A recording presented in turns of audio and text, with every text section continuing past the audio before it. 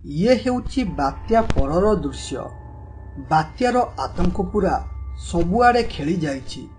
एही बात्या समस्तक जीवन रे एक दुखर दृश्य नहीं आसीछि। कहार घरद्वार भांगिछि तो आउ कहार चाष जमी नष्ट हो जाइछि। आरे ए सूर्या भाई, ए बात्या मोर सब किछि नष्ट करदेला रे। मु पूरा बर्बाद होई गली। मु चाष पाई बैंक रु लोन आनिथिली। एथर मध्य मोर चाष भल होइथिला। मते तो लागुथिला एथर भल टंका रोजगार हेबो। हेले चाष बाहरिबा पूर्वरु बात्या आसी मो चाष जमी सब नष्ट करदेला। एबे मु बैंक लोन केमिति सुझिबी, किपरि बंचिबी? हईरे माधव, यह केवल तोर एकला समस्या नुह, बरं सबु चाषी मानकर समस्या। तोर तो केवल चाष जमी नष्ट होइछि, मोर तो चाष जमी सह घर मध्य नष्ट हो जाइछि। एबे मु रहिबी कोउठी, खाइबी कोन, किछि भी बुझी पारुनी रे। हे प्रभु, एबे तुमे ही बंचिबार किछि बाटो देखाओ। एपरी प्रत्येक लोकंकर जीवन रे किछि ना किछि दुख बात्या आनी देइछि। गाँ लोक भाबुथिले एहा हेउछि शेष दुख, हेले से जानि नथिले ये तो बास आरंभ थिला। आगोकू एक भयंकर दुख आसीबार थिला। मु एपरी कहिबार कारण कोन, आगोकू देखो। सूर्या तार चाष जमी पाखकू जाउथिला। से जाउथिबा बेले देखिला जंगल भितरु एक अजीब प्रकार हलचल हेउछि। सते जेमिति जंगल भितरे पुणी एक झड़ सृष्टि होई जिवो। एहा देखि ता मनरे एक जिज्ञासा सृष्टि हेला जंगल रे कोन हेउछि देखिबा पाई। तेणु हलचल हेउथिबा जागा आड़कू गला एवं से जागा उपरे पहुंचबा परे एमिति एक जिनिष देखिला जाहाकू देखि से तार आखि को विश्वास करि पारिला नाही। से देखिला एक बात्या भूत सेठारे थाए। हा हा हा, मु एबे आजाद। एबे मते केही रोकी पारिबे नाही। बास मु बहुत दिन रु अपेक्षा करथिले केमिति एक बड़ बात्या हेबो ओ मु बंधन रु मुक्त हेबी। आज से दिन आसीगला। शेषरे मु मुक्त होई गली। एबे हेबो मृत्युर तांडव। गोटे परे गोटे मनुष्य को मारी खाई मो पेट पुराइबी। आ मु भी देखिबे एबे किए मते अटकाउछि। बाप रे बाप, ये कौन? एते भयंकर भूतटा केउठी आसिला ओ एठाकू केमिति आसिला? लागुछि ये बात्या जोगु एठारे प्रकट होइछि। गोटिए भय जाइनी आउ एक भय सृष्टि हेला। हे प्रभु, एबे आमे कोन करिबु? एमितिरे आम चाष जमी सबु नष्ट हो जाइछि। खाइबा पाई किछि नाही। भोक उपासरे मरिबु कि कोन ठीक नाही। हेले ये एबे आउ एक भयंकर भय मारी आसिलानी। सूर्या एतिकी कहिछि कि नाही, भूत को हठात मनीषर बास्ना आसिला। मनीष बास्ना पाई से कहिला, अरे लागुछि एई पाखरे किए मनीष अछि बोधे, जे कि मते देखि सारिलानी। तेणु मते शीघ्र से मनीष को मारिबाकू पड़िबो, नहले ये जाई सबुआड़े मो विषय कहीदेब, जहा द्वारा लोके सतर्क होई जिबे एवं मते आउ किछि भी मिलिबो नाही। अरे भूत तो एबे एबे जोरे पाटी करी हसुथिला, हेले एबे कोन बड़ बड़ होई गपी जाउछि। से आउ मो विषय जानि जाइनी तो, तेणु मते शीघ्र एठारु जीवाकू पड़िबो, नहले एटा जेमिति भयंकर होइछि संगे संगे मते गोटा चोबाई चोबाई खाई जिवो। सूर्या एतिकी कहिछि कि नाही, हठात गोटिए आलोक ता आड़कू आसिला ओ ताकू भूत पाखकू नेई बात्या भितरे पुराई देला। एवं तापरे भूत कहिला, अरे ये भाबितिला मु अन्य भूतंक परि कमजोर, तेणु ये लुचिकी देखिबो ओ मु जानि पारिबि नाही। मनीष सर्वदा एई चालाकी देखाइबा चक्कर रे मृत्यु आड़कू चली जाउछंती। एबे ठारू आरंभ हेला मृत्युर तांडव। भूत एपरी कही आगकू मारी चलिला एवं एठारे सूर्या घर को फेरिबा विलंब हेबारु ता पुओ ताकू खोजु थाए। अरे ए माधव दादा, तमर ओ मो बापांकर बहुत भल संग। तमे एठारे अछ, ହେଲେ ମୋ ବାପା କୁଆଡ଼େ ଗଲେ? ସେ ସକାଳୁ ଘରୁ ଯାଇଛନ୍ତି ଯେ ଏପର୍ଯ୍ୟନ୍ତ ଆସିନାହାନ୍ତି। ସେ କେବେ ବି ଏତେ ପର୍ଯ୍ୟନ୍ତ ବାହାରେ ରୁହନ୍ତି ନାହିଁ। ମୁଁ ତ ବହୁତ ଆଡ଼େ ଖୋଜି ସାରିଲିନି, ଅଥଚ ତାଙ୍କୁ ପାଉନି। ତମେ ତାଙ୍କୁ ଦେଖିଛ କି? ଆରେ ବିଜୁ, ମୁଁ ସକାଳେ ତ ବାପା ସାଥିରେ ଶେଷ ଥର ପାଇଁ କଥା ହୋଇଥିଲି, ହେଲେ ତାପରେ ଆଉ ତାଙ୍କୁ ଦେଖିନି। ହେଲେ ହଁ, ମୋ ସାଥିରେ କଥା ହେବା ପରେ କହୁଥିଲା ଚାଷ ଜମି ଆଡ଼କୁ ଯିବ ବୋଲି। ବୋଧେ ସେଇଆଡ଼େ ଯାଇଥିବ। ତେଣୁ ତୁ ଗୋଟେ କାମ କର, ଚାଷ ଜମି ଆଡ଼କୁ ଟିକେ ଯା। ଚାଷ ଜମି ଆଡ଼ୁ ଟିକେ ତୋର ବାପାଙ୍କୁ ଖୋଜି ଆସ। ଦେଖିବୁ ସେ ନିଶ୍ଚିତ ମିଳିଯିବେ। ଜମିର ଧାନ ଗୁଡ଼ିକ ବହୁତ ଅଡ଼ୁଆ ହୋଇଯାଇଥିଲା, ତେଣୁ ସେଗୁଡ଼ାକୁ ବୋଧେ ତୋ ବାପା ସଜାଡ଼ୁଥିବେ। ତେଣୁ ଘରକୁ ଆସିବା ବିଳମ୍ବ ହେଉଛି। ଏହା ଶୁଣି ବିଜୁ ଚାଷ ଜମି ଆଡ଼କୁ ଯିବାରେ ଲାଗିଲା। ସେ କିଛି ବାଟ ଗଲା ପରେ ଯାଇ ତାଙ୍କ ଜମି ପାଖରେ ପହଞ୍ଚିଗଲା ଓ ସେଠାରେ ପହଞ୍ଚି ଦେଖେ ତ ତା ବାପା ନାହାନ୍ତି। ତେଣୁ ସେ ତାର ବାପାଙ୍କୁ ଜୋରରେ ପାଟି କରି ଡାକିଲା। ଆରେ ବାପା, ତମେ କୁଆଡ଼େ ଗଲ? ଶୀଘ୍ର ଘରକୁ ଆସ। ସକାଳୁ ଏମିତି ତମେ କୁଆଡ଼େ ପଳାଇ ଯାଇଛ କି? ଦେଖା ଦର୍ଶନ ଦେଉନା। ବୋଉ ତୁମକୁ ଖୋଜି ଖୋଜି ପାଗିଳି ହୋଇଗଲାଣି। ତେଣୁ ମୋତେ ବାଧ୍ୟ ହୋଇ ତୁମକୁ ଖୋଜିବାକୁ ପଡ଼ିଲା।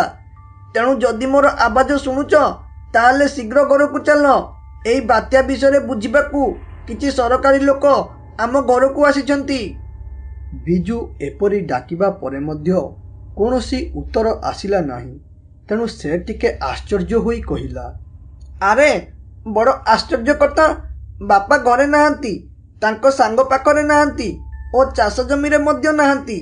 ତାହେଲେ ସେ ଗଲେ ତ ଗଲେ କୁଆଡ଼େ? ସେ ଆଉ କିଛି ଅସୁବିଧାରେ ପଡ଼ିଗଲେନି ତ, ଯେଉଁଥିପାଇଁ ତାଙ୍କର ସକାଳୁ କୌଣସି ଦେଖା ଦର୍ଶନ ନାହିଁ? ସେ ଏତିକି କହୁଥିବା ବେଳେ ସେଠାକୁ ତାଙ୍କ ଗାଁର ରମେଶ ଆସିଲା ଓ କହିଲା, ଆରେ ଏ ବିଜୁ, ତୁ ଏଠାରେ କ'ଣ କରୁଛୁ ଓ କ'ଣ ଏପରି ବଡ଼ ବଡ଼ ହୋଇ ଗପି ଯାଉଛୁ? କ'ଣ ପାଗଳ ଫାଗଳ ହୋଇଗଲୁ କିରେ? ଆଉ ହଁ, ତୋ ବାପା ଆଜି କ'ଣ ଚାଷ ଜମିକୁ ଆସିନାହାନ୍ତି? ବାତ୍ୟା ଯୋଗୁଁ ଧାନ ସବୁ ଅଡ଼ୁଆ ହୋଇଯାଇଛି, ତାକୁ କେବେ ସଜାଡ଼ିବେ? ଆରେ ଯାହା ହେବା କଥା ତ ହୋଇଗଲାଣି। ତେଣୁ ସବୁ କଥା ଭୁଲି ଚାଷ ଜମିକୁ ଆସିବାକୁ ପଡ଼ିବ ଓ ପୂର୍ବଥର ପରି କାମ କରିବାକୁ ପଡ଼ିବ, ନହେଲେ ଶେଷରେ ହାତରେ କିଛି ବି ନଥିବ। ଏହା ଶୁଣି ବିଜୁ ଆଶ୍ଚର୍ଯ୍ୟ ହୋଇଗଲା ଓ କହିଲା, ଆରେ ରମେଶ ଦାଦା, କ'ଣ କହୁଛ ତୁମେ? ମୋ ବାପା ଜମିକୁ ଆସିନାହାନ୍ତି, ତାହେଲେ ସିଏ ଗଲେ କୁଆଡ଼େ? ସକାଳୁ ମୁଁ ଖୋଜୁଛି, ହେଲେ ତାଙ୍କୁ ପାଉନି। ତେଣୁ ବାଧ୍ୟ ହୋଇ ଏ ଚାଷ ଜମିକୁ ଆସିଲି। ହେଲେ ତମେ କହୁଛ ସେ ଏଠାକୁ ଆସିନାହାନ୍ତି, ତାହେଲେ ଗଲେ ତ ଗଲେ କୁଆଡ଼େ? ହଉ ଦାଦା, ତମେ କାମ କର, ମୁଁ ଯାଉଛି ଜଙ୍ଗଲ ଆଡ଼େ ଟିକେ ମୋ ବାପାଙ୍କୁ ଖୋଜିବି। ଏପରି କହି ବିଜୁ ସେଠାରୁ ପଳାଇ ଆସିଲା ଜଙ୍ଗଲ ଆଡ଼କୁ। ସେ ଜଙ୍ଗଲରେ ତାର ବାପାଙ୍କୁ ଖୋଜୁଥିବା ବେଳେ ଦେଖିଲା ଜଙ୍ଗଲ ହଲଚଲ ହେଉଥାଏ। ଏହା ଦେଖି ବିଜୁ ଟିକେ ଡରିଗଲା ଓ କହିଲା, ଆରେ ଇଏ କ'ଣ? ଏ ଜଙ୍ଗଲ ଭିତରୁ ଇଏ କିପରି ହଲଚଲ ହେଉଛି? ସତେ ଯେମିତି ଜଙ୍ଗଲରେ ବାତ୍ୟା ହୋଇଗଲା କି ଆଉ? ତେଣୁ ଯାଉଛି ଦେଖିବି ଭିତରେ କ'ଣ ହେଉଛି। ଆରେ ନା ନା, ସେଟା କ'ଣ ମୁଁ ଜାଣିନି। ଯଦି କୌଣସି ଭୟଙ୍କର ଜୀବଜନ୍ତୁ ହୋଇଥିବେ କିମ୍ବା କୌଣସି ଭୂତ ହୋଇଥିବ, ତାହେଲେ ମୋର ମରିବାଟା ପୁରା ଫାଇନାଲ ହୋଇଯିବ। ତେଣୁ ମୋତେ କେଉଁଠି ଗୋଟେ ଲୁଚି ରହି ସେ ହଲଚଲ ଉପରେ ନଜର ରଖିବାକୁ ପଡ଼ିବ। ଏପରି କହି ସେ ଗୋଟିଏ ଜାଗାରେ ଲୁଚି ସେ ହଲଚଲ ହେଉଥିବା ଜାଗା ଉପରେ ନଜର ରଖିଲା ଏବଂ କିଛି ସମୟ ପରେ ଦେଖିଲା ସେ ବାତ୍ୟା ଭୂତ ବାହାରି ଗାଁ ଆଡ଼କୁ ଯାଉଥାଏ। ଏବେ ଆପଣମାନଙ୍କ ମନରେ ପ୍ରଶ୍ନ ଆସୁଥିବ, ଯଦି ଭୂତ ସୁରିଆର ବାସ୍ନା ପାଇ ତାକୁ ବନ୍ଦିନ କଲା, ତାହେଲେ ବିଜୁ ଶରୀରର ବାସ୍ନା ତା ନାକରେ ବାଜିଲାନି କାହିଁକି? ଏସବୁର କାରଣ ହେଉଛି ବିଜୁ ତାର ଶରୀରରେ ସେଣ୍ଟ ପକାଇଥାଏ, ଯାହାଦ୍ୱାରା ତାର ଦେହରୁ ମଣିଷର ଗନ୍ଧ ବାହାରୁ ନଥିଲା। ଭୂତ ସେଠାରୁ ଗଲା ପରେ ବିଜୁ କହିଲା, ଆରେ ବାପରେ ବାପ, ଇଏ କି ଭୂତରେ? ଏପରି ଭୂତ ମୁଁ ତ ମୋ ଜୀବନରେ କେବେ ବି ଦେଖିନଥିଲି କିମ୍ବା ଶୁଣିନଥିଲି। ଏ ଭୂତକୁ ଦେଖି ମୋ ଶରୀର ପୁରା କମ୍ପି ଉଠୁଛି। ଯଦି ମୁଁ ହଲଚଲ ଦେଖିବାକୁ ଜଙ୍ଗଲ ଭିତରକୁ ପଶିଥାନ୍ତି ନା, ତାହେଲେ ହୁଏତ ଆଜି ମୋର ମୃତ୍ୟୁ ହୋଇଯାଇଥାନ୍ତା। ଆରେ ମୋ ବାପା ନ ମିଳିବା ପଛରେ ଆଉ ଏ ଭୂତର ହାତ ନାହିଁ ତ? ତେଣୁ ମୋତେ ଲୁଚି ଲୁଚି ଏ ଭୂତର ପିଛା କରିବାକୁ ପଡ଼ିବ। ଏପରି କହି ସେ ଯେମିତି ଭୂତର ପିଛା କରିଛି, ହଠାତ୍ ଦେଖିଲା ଗୋଟିଏ ଚିରାକନାଟେ ପଡ଼ିଥାଏ। ଏହା ଦେଖି ସେ ନିଶ୍ଚିତ ହୋଇଗଲା ଯେ ତା ବାପା ହଜିବା ପଛରେ ନିଶ୍ଚିତ ଏ ଭୂତର ହାତ ଅଛି। ତେଣୁ ସେ କହିଲା, ଆରେ ଇଏ କ'ଣ? ଏ ଚିରାକନା ତ ମୋ ବାପାଙ୍କ ଡ୍ରେସ୍ ସଙ୍ଗେ ମିଶୁଛି। ତାହେଲେ ନିଶ୍ଚିତ ମୋ ବାପା ଏ ଭୂତ ଭିତରେ ପଶିକି ରହିଛନ୍ତି। ତେଣୁ ମୋତେ କିଛି ଗୋଟେ କରି ମୋ ବାପାଙ୍କୁ ଏ ଭୂତଠାରୁ ବଞ୍ଚାଇବାକୁ ପଡ଼ିବ। ନହେଲେ ଏ ଭୂତ ମୋ ବାପାଙ୍କୁ ଜୀବନରୁ ମାରିଦେବ। ହେଲେ ମୁଁ କ'ଣ କରି ମୋ ବାପାଙ୍କୁ ବଞ୍ଚାଇବି? କ'ଣ କରିବି? ସେ ଏପରି ଭାବୁଥିବା ବେଳେ ହଠାତ୍ ମନେ ପଡ଼ିଗଲା ତାଙ୍କ ଗାଁ ପୂଜାରୀ କଥା। ଆରେ ଏ ବିଜୁ, ତୋ ଉପରେ ଆଗକୁ ବହୁତ ବଡ଼ ବିପଦ ଆସିବାର ସମ୍ଭାବନା ଅଛି। ଯଦି ସମୟ ଥାଉ ଥାଉ ତୁ ସତର୍କ ନ ରହୁ ତାହେଲେ ଏଥିରେ ତୋର ମୃତ୍ୟୁ ମଧ୍ୟ ହୋଇଯାଇପାରେ। ମୁଁ ଏପରି ଭବିଷ୍ୟବାଣୀ କାହାକୁ ବି କରେନି। ତୋତେ କହିବାର କାରଣ ହେଉଛି ତୋର ଭକ୍ତି ଓ ପ୍ରତ୍ୟେକ ଦିନ ମନ୍ଦିର ଆସିବା ଦେଖି ମୁଁ ବହୁତ ପ୍ରସନ୍ନ। ତେଣୁ ତୋତେ ଏପରି କହୁଛି। ତମେ କଳିଯୁଗର ଛୁଆ, ହୁଏତ ମୋ କଥାକୁ ବିଶ୍ୱାସ ନ କରିପାର, ହେଲେ ଏହା ନିରାଟ ସତ୍ୟ କଥା। ଆରେ ବାବା, ମୁଁ କାହିଁକି ତୁମ କଥାକୁ ବିଶ୍ୱାସ କରିବି ନାହିଁ? ମୁଁ ବିଶ୍ୱାସ କରୁଛି ତୁମ କଥା, ମାନୁଛି ମୁଁ କଳିଯୁଗର ଛୁଆ।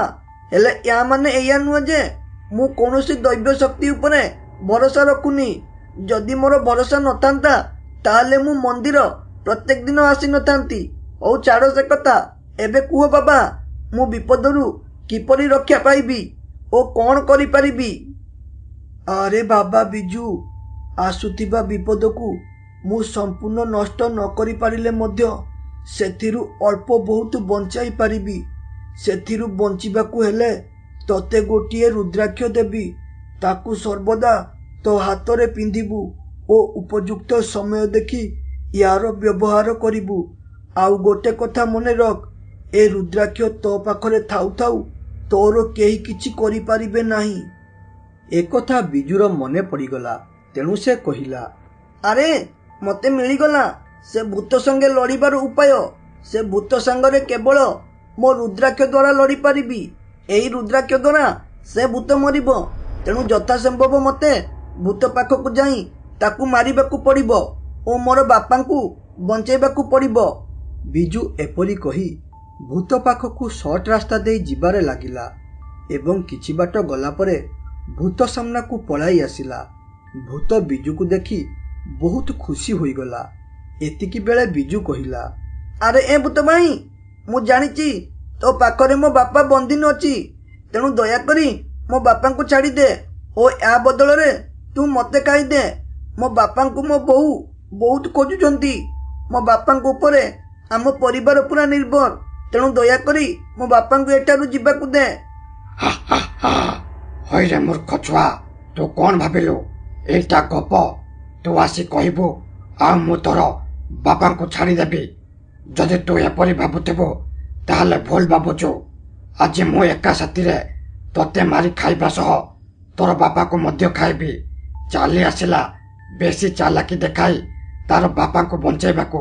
ତୋ ବାପା ମଧ୍ୟ ଏପରି ଚାଲାକ କରି ମୋତେ ଲୁଚିକି ଦେଖୁଥିଲା। ତେଣୁ ସେ ଆଜି ମୋ ପାଖରେ ଅଛି। ତୁ ମଧ୍ୟ ଠିକ୍ ସେପରି କଲୁ। ତେଣୁ ତୁ ମଧ୍ୟ ମରିବୁ। ବିଜୁ ଏପରି ଶୁଣି ବହୁତ ଜୋରେ ରାଗିଗଲା।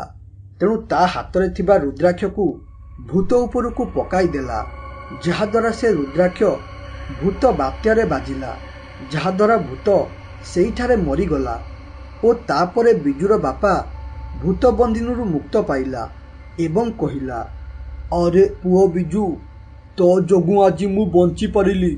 ଜଣା ନାହିଁ ତୁ ଯଦି ଆଜି ଏଠାରେ ନଥାନ୍ତୁ ତାହେଲେ ହୁଏତ ଏ ଭୂତ ମୋତେ ଆଜି ମାରି ଦେଇଥାନ୍ତା। ତୋର ସାହସ ଓ ବୁଦ୍ଧି ପାଇଁ ମୁଁ ଆଜି ବଞ୍ଚିପାରିଲି। ମୁଁ ତ ମନେ ମନେ ଭାବି ସାରିଥିଲି ଆଜି ହେଉଛି ମୋର ଶେଷ ଦିନ ବୋଲି, ହେଲେ ତୁ ମୋତେ ବଞ୍ଚାଇଲୁ। ତେଣୁ ତୋତେ ଯେତେ ଧନ୍ୟବାଦ ଦେଲେ ବି କମ୍ ପଡ଼ିବ। ଆରେ ବାପା, ମୁଁ ତୁମ ପୁଅ। ମୁଁ ଏସବୁ ମୋ ବାପା ପାଇଁ କରିଛି। ଆଜି ଯଦି ମୁଁ ଏପରି ଭୂତ କବଳରେ ବନ୍ଦିନ ଥାନ୍ତି ତାହେଲେ ହୁଏତ ତମେ ମଧ୍ୟ ନିଜ ଜୀବନକୁ ବାଜି ଲଗାଇ ମୋତେ ବଞ୍ଚାଇଥାନ୍ତ। ମୁଁ ମଧ୍ୟ ଠିକ୍ ସେପରି ମୋ ବାପାଙ୍କୁ ବଞ୍ଚାଇଲି। ଏଥିରେ ଧନ୍ୟବାଦ ଦେବା କୌଣସି ଦରକାର ନାହିଁ।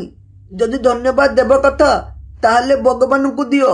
ଯଦି ସେ ମୋତେ ତୁମ ପାଖକୁ ପଠାଇ ନଥାନ୍ତେ କିମ୍ବା ଉପଯୁକ୍ତ ସମୟରେ ମୋତେ ବୁଦ୍ଧି ଦେଖାଇ ନଥାନ୍ତେ ତାହେଲେ ମୁଁ ତୁମକୁ ବଞ୍ଚାଇବାରେ କେବେ ବି ସମ୍ଭବ ହୋଇନଥାନ୍ତି।